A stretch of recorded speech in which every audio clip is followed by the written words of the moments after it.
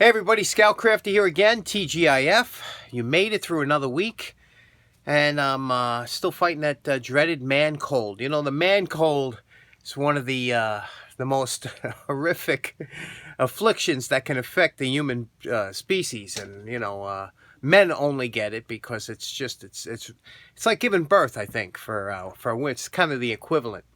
Anyway, couple things today. First, let's get started right away. You know, I did that hammer, that ram set hammer, and a couple people like that hammer. I want to show you 357 Magdad pointed out I did do another ram set restoration a while back in my videos. Let me show you the difference between the two. Now, here are the two hammers. This was the one I just did here, and you can see this one was in better shape, actually, than the one I previously did. And also, I did this one here in a blue with the red collar, and you can see a little bit different of the colors, you know, but you can see this one here, so I should probably make this one my user, right?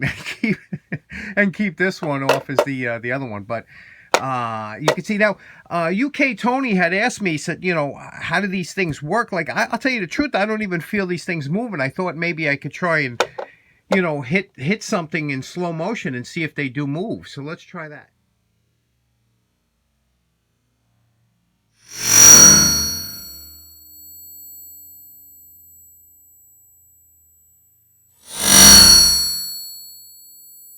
So, Tony, the only thing I notice on this hammer is that it just doesn't, you know, normally when you hit something heavy, the hammer goes bing, bing, bing, bing, bing. You know, this thing just goes bing and sticks, like almost like it's a magnet. So it doesn't bounce back. But other than that, I don't notice any difference. Okay, next up, where I used to work, we used to have some guys that were really talented. And I always used to try and pick their brains whenever I would come across them. And we used to do some things. I used to have this thing called show and tell. We would bring in cool stuff. And a lot of the guys were on board with it. You know, they found things interesting, and they wanted to enjoy their time at work. So I had a friend of mine there. His name was Ricky Shanone. He was a mechanic, and he used to work for, at one time, Grumman manufacturing, and they used to make all the aircraft, military aircraft. He had a wealth of information. Ricky was great, and what was so great is Ricky knew that I was really into tools and stuff, and he would bring in stuff to show me that I never saw before. All kinds of cool things, especially in the aircraft industry. There's a whole bunch of tools we don't know about, really. And he brought in these one time, and I had to have a set. So after he showed me what they were and how they worked, I went out on eBay and I got a set. But the reason I'm showing you now is because if ever you come across these at a flea market or something, you might not know what they are, and I think you're going to enjoy it. Okay, and this is what they are. First of all, anything that comes in a leather case, you know, is going to be great to begin with. These are made by the GreenLee company. Now, GreenLee's known for making electrical and plumbing supply and specialty tool company. And this is their number 735 and 737 set. And let me show you what's inside here. Now, I'm sorry I still had this in fast mode, so looks a little blotchy, but let me tell you how this works. These punches come in two different, there's a receiver die and a punch die, and depending on what size, each one has two pieces, and then there's a bolt that runs down the middle that draws them together. So it's a very simple affair, and they work fantastic. Now, I don't have too much sheet metal, but I found this little piece here. Let's say I wanted to put an 1.25 inch hole into this sheet metal here, which is about this size here. Okay, the first thing you're going to do is you're going to make a hole in the middle because the bolt has to pass through the hole to draw this die down. And we're going to make that hole using a step drill. These are great. If you never used it before, let's go to drill press. Drill a nice little hole in there to accept this bolt. Now, if you've never seen one of these step drills in use before, they are just fantastic, especially for all kinds of metal and plastic. And I have a video just on the introduction of these, and I'll put it in the link. But we're going to drill this hole, and we're just going to make a hole big enough for that bolt.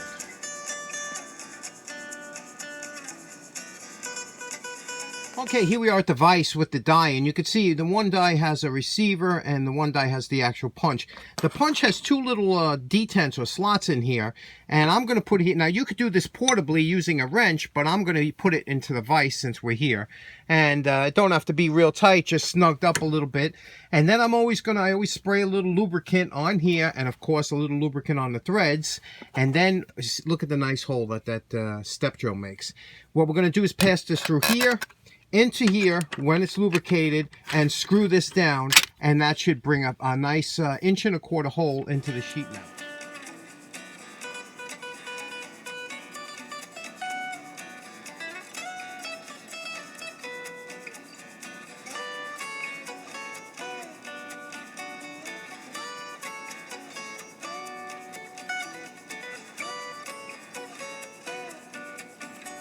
Okay, here we are. We finished, and take this off like this. You can see what happened. Here is the little punch out that it took, and over here we will see what kind of, got to be careful, you don't want to cut yourself on. My sheet metal is a little bit sharp on the edges, but look at that nice hole that it made. Punched right out. It's got on both sides, you'd have really no you could just go over and deburr it a little bit. But look how nice that is. And if you had to mount a gauge or something like that, this is the way to go. And if you see these at a flea market, pick them up because they aren't cheap if you try and buy them on eBay. So not only were you able to make a nice clean hole in your sheet metal here, but you also can, if you bang this out a little bit, you have a nice little shim washer that you might need for a vise or something like that. You can make it any size, any thickness you want. So it's a really good tool to keep an eye out for these. They're not cheap, but if you do see them at the flea market. Okay, that was awesome, right? And we can all thank Ricky Shanone for that one. Next up, I have, you know, I'm in my padlock kick. You know, I get into these kicks now and then, and I have a padlock. I know a lot of you, some of you like padlocks, some of you like, but I have one that even if you're not a fan of padlocks, you're going to find this interesting. This has to be one of the coolest locks I own. And I think you're going to like it. Okay, here it is. What you're looking at here is the Sergeant and GreenLee model 831B. Both of these. And these were the locks that the United States used to lock up the nuclear silos and things like that. Anything that was of high interest. This is the most secure lock that the government had. Well, they have a newer model out now from the 831, but they look identical. They're very close. And this one here was from the 1976, the Vietnam era. So, and these were actually used probably to, you know, to lock up an SR-71 or a nuclear missile or something. These are blast-proof, bulletproof. They're just about indestructible. Made from a stainless alloy that's top secret and super strong. I mean, these things weigh almost 3 pounds each. They're just monsters of a lock. And they use a Medico tumbler.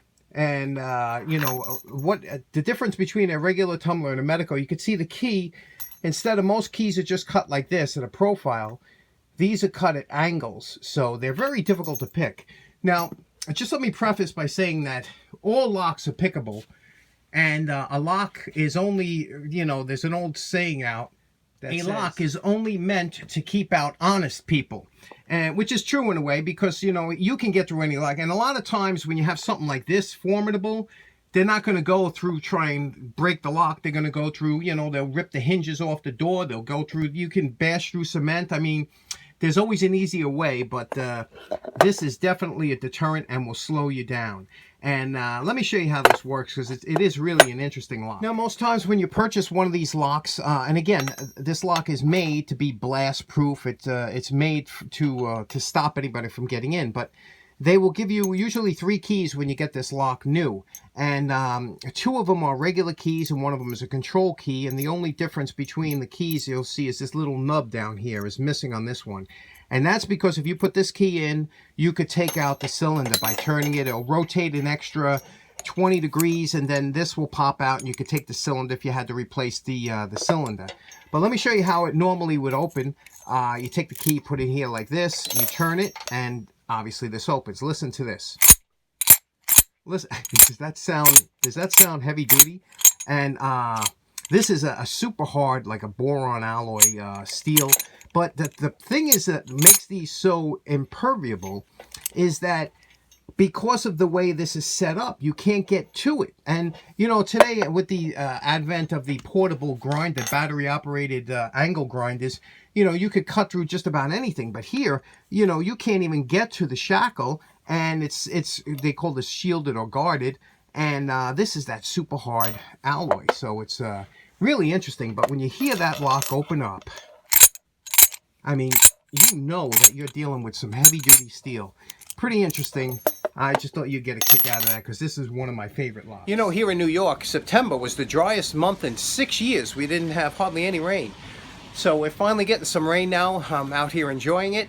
And I hope you have a nice day. Enjoy your weekend. Thanks so much for tuning in. Take care now. Bye-bye.